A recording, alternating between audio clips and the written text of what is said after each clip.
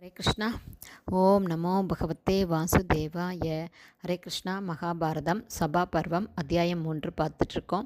அதில் தர்மபுத்திரன் நடத்தின ராஜசூய யாகத்தில் கிருஷ்ணருக்கு நடத்தப்பட்ட முதல் மரியாதை பற்றி சிசுபாலனின் ஆட்சேபம், அவனுடைய வெளிநடப்பு, பகவான் கிருஷ்ணரின் பெருமைகளை பீஷ்மர் விவரிப்பது, அதை ஏற்க மறுத்த சிசுபாலனின் வாதங்கள், இதுதான் நம்ம பார்த்துட்ருக்கோம்.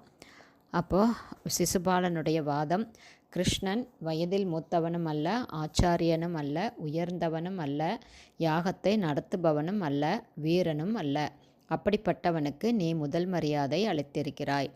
கிருஷ்ணனுடைய ஆதரவை விரும்பி நீ இந்த காரியத்தை செய்திருக்கலாம்.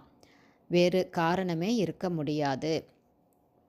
அப்படி கிருஷ்ணருடைய ஆதரவு உனக்கு தேவை அப்படின்னா மற்ற அரசர்களை நீ இந்த சபைக்கு கூப்பிட்ருக்க கூடாது அப்படின்னு சொல்லி சிசுபாலன் சொல்கிறான். மேலும் அரசர்களான நாங்கள் இந்த ராஜசூய யாகம் நடப்பதை ஏற்றதற்கு காரணமே பயம் கிடையாது. யுதிஷ்டன் தர்மம் தவறாதவன் அப்படிங்கிற எண்ணம்தான் காரணம். அதை நீ கெடுத்து கொண்டாய். அதோடு மட்டுமல்லாமல் பகவான் கிருஷ்ணரை பார்த்து, குந்தியின் இந்த புதல்வர்கள் சக்தியற்றவர்களாகவும் பயந்தவர்களாகவும் இருப்பதால் உன்னுடைய ஆதரவுக்காக இந்த பூஜையை உனக்கு செய்திருக்கலாம். ஆனால் இந்த மரியாதை உனக்கு தகாது.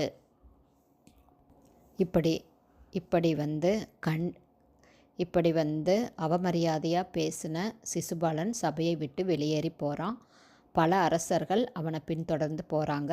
இதை பார்த்த யுதிஷ்டர் சிசுபாலனுடைய பின்னால் போய் அவனை சமாதானப்படுத்த முயற்சி செய்கிறாரு.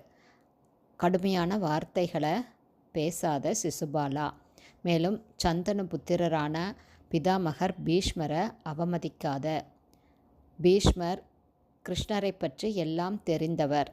அவர் சொல்லக்கூடிய முடிவு மிக மிக சிரேஷ்டமானது, சிறந்தது. அதனால் அதை நீ ஏற்றுக்கணும். இங்குள்ள அரசர்களில் பலர் உன்னை விட வயதில் மூத்தவர்கள். எல்லோருமே பகவான் கிருஷ்ணருடைய முதல் மரியாதையை ஏற்கும்போது நீ மட்டும் ஏற்க மறுப்பது சரியல்ல அப்படின்னு யுதிஷ்டர் அந்த சிசுபாலன்கிட்ட சொல்கிறாரு. மேலும் பீஷ்மர் என்ன சொல்கிறார் அப்படின்னா, யுதிஷ்டா, உன்னுடைய அன்பான இன்சொல்லை கேட்க சிசுபாலன் தகுதியே இல்லாதவன்.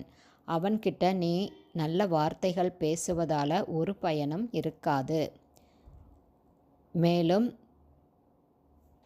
மேலும் இறைவனே மானிட வடிவத்தில் வந்திருக்கக்கூடியதை புரிஞ்சிக்கக்கூடிய புத்தி இல்லை அப்படின்னு சொல்கிறார்.